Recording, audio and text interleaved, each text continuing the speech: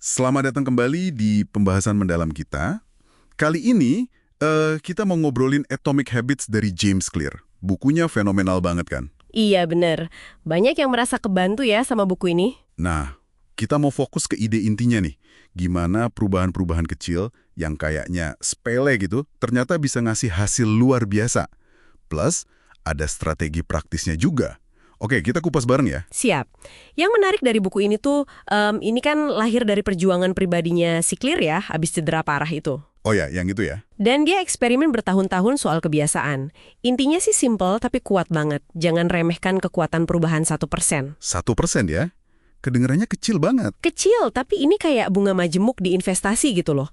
Kebiasaan kecil yang konsisten nanti numpuk jadi hasil gede seiring waktu. Jadi nggak usah ngarep transformasi drastis malam. Pelan-pelan aja. Bener banget. Dan ini langsung nabrak cara pikir kita biasanya kan? Kita seringnya fokus ke tujuan akhirnya. Pengen lebih fit, bisnis sukses, atau apalah. Nah, itu dia. Tapi Clear nunjukin, masalahnya tujuan itu efeknya kadang cuma sesaat. Terus bisa bikin kita nunda bahagia. Cuma seneng pas sudah tercapai aja. Betul. Dan seringnya ada efek yo-yo juga kan, abis tercapai malah balik lagi.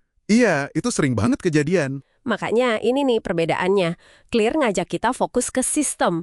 Sistem itu ya proses rutin yang kita lakuin yang ngarah ke hasil. Jadi kalau tujuan itu hasil akhirnya, sistem itu kayak langkah hariannya gitu. Persis. Misalnya tujuannya lari maraton. Sistemnya ya latihan lari tiap pagi. Kalau sistemnya benar, hasilnya tuh hampir pasti ngikutin. Oke. Malah nggak jalan buat Anda sekarang. Wah, ini mindahin fokus banget ya. Dari puncak gunung ke langkah kaki tiap hari. Dan ini nyambung nih ke poin berikutnya, yang juga bikin kaget soal pengaruh lingkungan. Tepat sekali. Ada studi bagus tuh dari Anne Thorndike di rumah sakit. Dia nggak ngomong apa-apa, nggak motivasi orang. Cuma ngubah tata letak aja? Iya, cuma ngatur ulang letak minuman di kafetaria, nambahin air botolan di sebelah kasir, deket rak soda gitu. Hasilnya, konsumsi air naik drastis, soda turun. Ini namanya arsitektur pilihan. Arsitektur pilihan, oke? Artinya, pilihan kita seringnya bukan soal apa barangnya, tapi di mana letaknya. Kue di atas meja pasti lebih menggoda daripada yang di dalam laci, kan? Bener banget. Ini nunjukin kita sering diarahin lingkungan tanpa sadar ya. Iya. Tapi kabar baiknya, kita bisa jadi arsiteknya. Kita nggak harus jadi korban. Nah, ini nyambung ke cara ngatasin kebiasaan buruk dong ya. Kan di buku ini juga dibahas. Betul. Salah satu strategi utamanya Clear buat ngilangin kebiasaan buruk itu, ya kenali dan hilangkan pemicunya dari lingkungan kita. Jadi gimana caranya kita bisa desain ulang ruang kerja atau rumah kita? Biar yang bagus gampang dijangkau. Tepat, biar kebiasaan baik itu jadi jelas terlihat, gampang diambil. Sementara pemicu kebiasaan buruknya kita bikin tersembunyi atau susah diakses. Contohnya gimana tuh? Yang simple aja. Ya, paling gampang siapin baju olahraga dari malam sebelumnya. Taruh buah di mangkuk di tengah meja makan biar kelihatan terus. Atau yang agak ekstrim mungkin, uninstall aja aplikasi medsos yang ganggu dari HP. Oh iya benar. Bikin yang baik gampang, yang buruk susah. Itu intinya ya. Persis. Jadi nggak cuma nambahin yang baik, tapi juga aktif nyembunyiin yang buruk. Sederhana tapi sering kelewat. Oke, nah setelah lingkungan mendukung, ada lagi nih kuncinya. Bikin prosesnya memuaskan. Tapi memuaskannya itu sekarang. Ini penting banget. Pernah kepikiran nggak, kenapa sih pasta gigi atau permen karet itu ada rasa mintnya? Kan bukan itu yang bikin bersih. Itu contoh bagus banget. Rasa mint itu kan ditambahin buat ngasih sensasi segar seketika yang bikin puas. Oh, jadi biar ada hadiah langsung ya? Iya, otak kita itu secara alami lebih ngejar imbalan langsung daripada yang ditunda. Ini aturan kardinal perubahan perilaku. Apa yang langsung dikasih imbalan bakal diulang. Apa yang langsung dihukum bakal dihindari.